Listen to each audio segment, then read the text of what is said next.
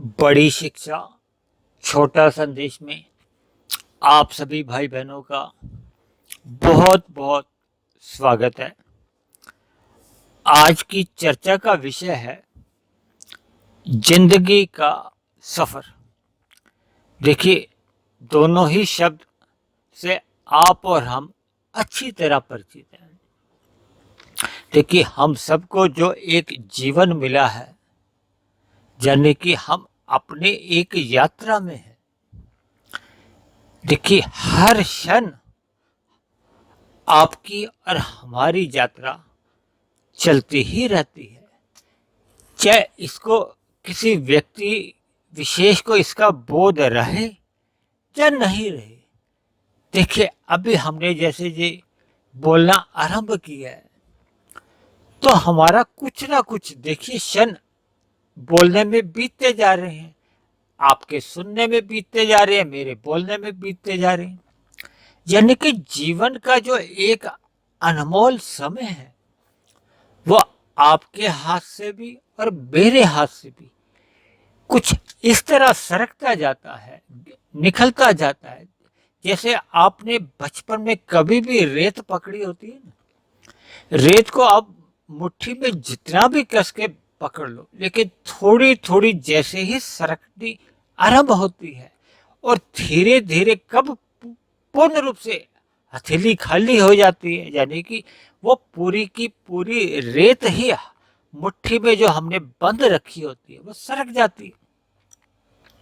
इसी तरह आपका हमारा जीवन ही नहीं, देखिए ये 84 लाख प्रकार की अलग अलग जोनियां हैं, 84 लाख अलग अलग प्रकार की स्थूल शरीर हैं।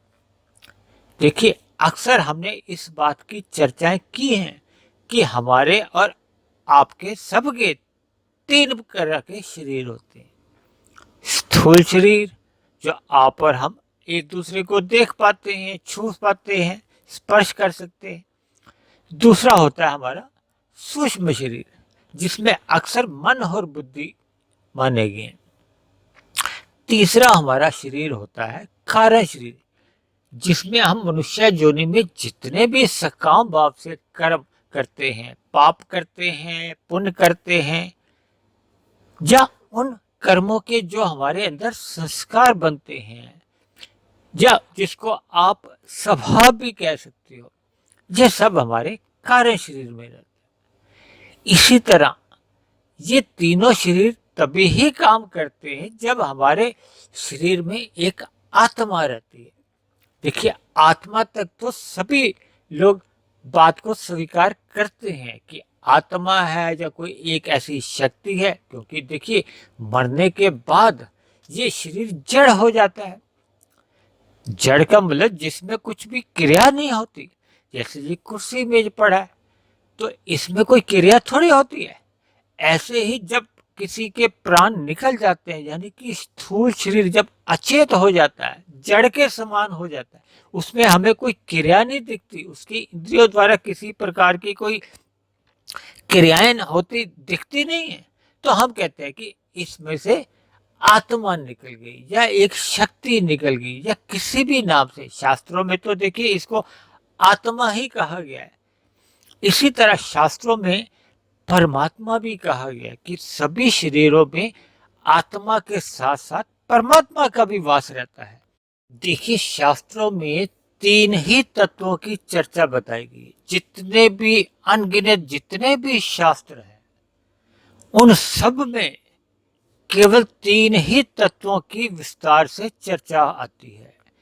एक है भगवान, दूसरा है आत्मा, और तीसरी है ये माया। चौथा कोई भी तत्व नहीं है। जितने भी शास्त्र भरे पड़े हैं वो केवल इन 3 तत्वों की ही चर्चा इन पर की जाती है। देखिए, ये माया जो आप और हम देख रहे हैं, या जो हमारे ये स्थूल शरीर है, सूक्ष्म शरीर है और कारण शरीर है, ये भी माया के ही है, यानी प्रकृति के ही बने हैं। और प्रकृति सतो, रजो और तमो गुणों की है, यानी कि इन गुणों की अवस्था जो भी रहती है वो आज हम नहीं इस पर कोई चर्चा करने जा रहे, लेकिन सतो रजो तमो गुणों की जो एक सम अवस्था है उसको प्रकृति कहा जाता है। फिर जैसे जैसे इस प्रकृति का विस्तार होता है वो 23 तत्वों में होता है, यानी कुल मिलाकर ये 24 तत्वों की जो माया है इसको प्रकृति कहा जाता है। भले ही इसके गुण नित्य रहते हैं लेकिन वो भी जड़ कहे गए हैं, जबकि आत्मा को चेतन कहा गया। चेतन का मतलब होता है ज्ञानवान, और परमात्मा को परम चेतन कहा गया है, और परमात्मा को लिए आनंद स्वरूप भी कहा गया है। देखिए, आनंद में ज्ञान भी रहता है, नित्यता भी रहती है, जबकि ज्ञान में नित्यता तो रहती है, क्योंकि ज्ञान तो कभी अनित्य हो ही नहीं सकता। जो ज्ञान पहले था आज भी है, था तो मुझे बोलने में और कोई शब्द नहीं है समझाने के लिए, यानी कि ज्ञान तो नित्य रहता है, यानी ये था या गे की भाषा से तो अलग हो जाते हैं। इसी तरह ये गुण भी नित्य रहते हैं, लेकिन ये जड़ कहे गए हैं। इनमें जितने भी जो आप और हम क्रियाएं देखते हैं ना, ये परमात्मा की एक ब्रह्म शक्ति द्वारा होते हुए दिखाई देते हैं। हम बात करते हैं सफर की। देखिए, सफर का आरंभ भी होता है और समाप्ति भी होती है। दूसरे शब्दों में आप यूं भी समझ लो कि जन्म भी होता है और मृत्यु भी होती है। और अक्सर इस सफर की जो एक स्थिति आंकी जाती है वो स्थूल शरीर की ही आंकी जाती है। भले ही हमारा जो एक सूक्ष्म शरीर है और कारण शरीर है वो उसकी भी मृत्यु नहीं होती। देखिए, अगर स्थूल शरीर के रहते रहते हमारा सूक्ष्म शरीर और कारण शरीर दोनों ही समाप्त हो जाते हैं तो स्थूल शरीर की मरने पे हम मायातीत हो जाते हैं, क्योंकि जो बंधन का कारण है हमारा सूक्ष्म शरीर और कारण शरीर वो स्थूल शरीर के रहते रहते समाप्त हो गए। तो ऐसे में पुनः जन्म नहीं मिलता, यानी कि मोक्ष की प्राप्ति मिल जाती है, क्योंकि फिर बंधन का जो कारण है कारण शरीर वो कारण ही समाप्त हो जाता है, यानी कि आत्मा परमात्मा के समीप आ जाती है। लेकिन अक्सर क्या होता है, देखिए, स्थूल शरीर की एक मृत्यु आ जाती है और हमारा सूक्ष्म शरीर और कारण शरीर में जैसे जैसे हमारा कर्मशय बना होता है, जैसे संस्कार बन चुके होते हैं, उन्हीं के अनुसार ही फिर मनुष्य का एक नया जन्म होता है। वो नया जन्म देखिए मनुष्य जोनि का भी मिल सकता है, मनुष्य से ऊपर की किसी जोनि में भी मिल सकता है, और मनुष्य से नीचे की किसी जोनि में भी मिल सकता है। ये निर्भर करता है हमारे कारण शरीर में कर्माशय की कैसी स्थिति है या संस्कारों की कैसी स्थिति है, जिस पर आज तो हम कोई चर्चा नहीं करने जा रहे। और आपको शायद ध्यान भी हो कि हमने एक सत्संग बहुत लंबा किया था मनुष्य के मरने के बाद का अगला जन्म, जो कि तकरीबन 2.25 घंटे का एक वीडियो है। देखिए, मनुष्य के एक तरफ माया है और एक तरफ भगवान। यदि हम माया की ओर अपना रुख करते हैं, यानी अपने जीवन को माया के भोगों में भोगने में लगाते हैं, तो फिर ये हमारी भौतिक यात्रा मानी जाती है। यदि हम परमात्मा को प्राप्ति के लिए सतोगुण में रहते हुए विशुद्ध सतोगुण की ओर यात्रा आरंभ कर देते हैं, यानी अपने जीवन की यात्रा परमात्मा की ओर मोड़ देते हैं, तो फिर वो हमारी आध्यात्मिक यात्रा होती है, या दूसरे शब्दों में आप इसको आध्यात्मिक सफर भी मान सकते हो। ये बचपन अवस्था तो सभी ही मनुष्यों का अबोध होता है, या दूसरे शब्दों में आप यूं भी कह सकते हो कि तन के स्तर पर होता है। तामसी प्रभाव अधिक होता है, यानी हम शरीर के तल पर ही अपनी क्रियाएं करते हैं, यानी शरीर के सुख सुविधा के लिए या भोगों के लिए, यानी कि स्थूल शरीर को ही हम अधिक महत्व देते हैं। इसी तरह जैसे जैसे किशोरावस्था और युवावस्था के बीच का समय आता है तो मनुष्य भले ही शिक्षा को अधिक महत्व देने लगता है, लेकिन शिक्षा को अधिक महत्व देने के पीछे भी उसका लक्ष्य केवल धन की प्राप्ति का ही होता है, क्योंकि धन की प्राप्ति होने पर ही भोगों की तृप्ति हो पाती है। यानी कि युवावस्था में भी उसका प्रत्यक्ष रूप से या अप्रत्यक्ष रूप से लक्ष्य जो होता है वो स्थूल शरीर के भोगों की प्राप्ति का ही होता है। इसी दौरान जब युवावस्था में मनुष्य की विवाह होता है तो उसके पीछे भी उसका जो लक्ष्य होता है वो स्थूल शरीर के भोगों से प्रेरित ही बना रहता है। यानी कि हमारा बचपन अवस्था से लेकर युवावस्था और वृद्धावस्था तक आते आते अधिक महत्व स्थूल शरीर के भोगों की प्राप्ति का ही होता है।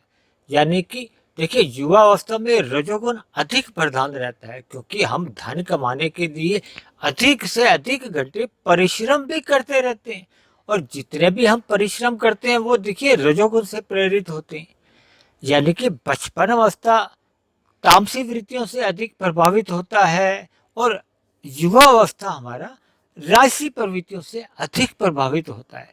लेकिन मनुष्य जीवन में देखिए जब तक हमारा सात्विक गुण या सात्विक वृत्तियां हमारे अंदर जागृत नहीं होती तब तक मनुष्य के जीवन का जो सफर है वो भौतिक ही बना रहता है। यानी कि जब तक हम सतोगुण में अपने आप को स्थित नहीं करते, यानी कि जब तक हम अपने जीवन में सत्संग को महत्व नहीं देते तो हमारे अंदर सात्विक वृत्तियां जन्म ही नहीं लेती, यानी कि परमात्मा का हमें ज्ञान ही नहीं होता। देखिए मनुष्य जोनी मिलाई है हमें परमात्मा को जानने के लिए, समझने के लिए और परमात्मा को पाने के लिए। यदि हमें मनुष्य जोनी पाकर हमने परमात्मा को कुछ भी जाना ही नहीं है तो फिर हमारा परमात्मा को पाने का लक्ष्य तो दूर दूर तक बन ही नहीं सकता। हालांकि वृद्धावस्था आते आते परमात्मा की अप्रत्यक्ष रूप से प्रकृति द्वारा ऐसी परिस्थितियां बन जाती हैं, भले ही आरंभ में वो परिस्थितियां हमें प्रतिकूल नजर आती, क्योंकि देखिए वृद्धावस्था आते आते हमारे स्थूल शरीर की इंद्रियां कमजोर होने लगती हैं, शिथिल पड़ने लगती हैं, यानी कि भोगों को भोगने में क्रमशः असमर्थ होने लगती है। और एक ऐसी स्थिति भी आ जाती है जब इन भोगों के रहते हुए भी ये स्थूल इंद्रियां इन भोगों को भोग नहीं पाती। देखिए ये भी तो अप्रत्यक्ष रूप से परमात्मा का ही एक विधान है, एक कृपा है, यह प्रकृति का एक संदेश भी आप समझ सकती हो। क्योंकि इससे अगला पड़ाव तो देखिए हमारे जीवन का क्या है, वो मृत्यु का ही होता है। यानी प्रकृति द्वारा मृत्यु का एक आभास करवाया जाता है, बोध करवा दिया जाता है, ज्ञान दे दिया जाता है। इसी को ही आप सतोगुण की वृत्ति भी समझ सकते हो। देखिए जब हमें किसी बात का ज्ञान होने लगता है, यानी जब हमें अंतिम अवस्था जो एक मृत्यु है उसका बोध होने लगता है तो मनुष्य में सतोगुणी वृत्तियां सहज ही जगने लगती है। देखिए युवावस्था हो या वृद्धावस्था हो, जैसे ही मृत्यु का आप चिंतन मात्र ही करते हो ऐसे में देखिए परमात्मा का ज्ञान कहो, परमात्मा की स्मृति कहो, परमात्मा का याद कहो, सहज ही मनुष्य को आने लगती है, जो कि एक सतोगुणी अवस्था है। देखिए एक साधारण सी बात है, जिंदगी का सफर कहो या स्थूल शरीर की सांसें रहते रहते हम जितना अधिक सतोगुण का संग कर लेते हैं, जितना अधिक हम परमात्मा को जान लेते हैं या जुड़ जाते हैं, वही मनुष्य जीवन की एक कमाई है। देखिए अक्सर मैंने अपनी चर्चाओं में इस बात का जिक्र किया है कि भौतिक उन्नति हम जितनी भी कर लेते हैं वो मरने के साथ ही समाप्त हो जाती है। और कभी कभी तो ऐसा भी देखा गया कि की गई भौतिक उन्नति वर्तमान जीवन में भी हम भोग नहीं पाते। इसलिए मेरी आप सभी भाई बहनों से विनती है कि जिंदगी का सफर समाप्त होने से पहले हम जितना अधिक परमात्मा से जुड़ जाते हैं, यानी कि हम जितना अधिक सत्संग को अधिक महत्व देते हैं, जितना अधिक हम सतोगुण वृत्तियों में अधिक अपना जीवन बिताते हैं, उतना ही हमारे कर्मों में भी सुधार होने लगता है, हमारा चिंतन भी सुधर जाता है और धीरे धीरे हमारा सतोगुणी स्वभाव बनने लगता है, यानी कि हमारे कारण शरीर में सतोगुणी संस्कारों की बहुलता होने लगती है, जो मरने के बाद हमारी अधोगति होने से हमें बचा देते हैं। इसलिए अपने जीवन में सत्संग को सबसे अधिक महत्व देते रहिए, क्योंकि सत्संग के अभाव में अक्सर देखा जाता है कि कुसंग हमारे जीवन में कब प्रवेश कर जाता है, हमें स्वयं को भी पता नहीं चलता, और कब हम रजोगुण से तमोगुण में पाप कर्मों में लिप्त होने लगते हैं और मरने के बाद फिर मनुष्य की अधोगति हो जाती है। तो आज की चर्चा को हम यही समाप्त करते हैं। आप किसी भाई बहन का कोई प्रश्न हो, कोई बात समझ में नहीं आई हो, तो आप नीचे दिए गए कमेंट्स बॉक्स पर जाकर आप अपना प्रश्न लिख सकते हैं, अपना कोई सुझाव लिख सकते हैं, आपकी कोई आपत्ति हो तो आप वो भी लिख सकते हैं। दूसरी बात, यदि आपको मेरे इन वीडियो से ज्ञान मिलता हो, आपको पसंद आते हो, आपके जीवन में सुधार आने लगा हो, परमात्मा में आपकी प्रीति होने लगी हो, तो आपसे मेरी विनती है कि आप मेरे इस ज्ञानात्मक चैनल को सब्सक्राइब करें व अन्य अपने जिज्ञासु भाई बहनों को भी प्रेरित करें, ताकि समाज में अधिक से अधिक सतोगुणी वातावरण देखने को मिले। तो इन्हीं शब्दों के साथ आज की चर्चा को हम यही समाप्त करते हैं। कल फिर मिलते हैं एक नए विषय को लेकर, एक नए संदेश के साथ। तब तक आप सभी भाई बहनों का बहुत बहुत धन्यवाद।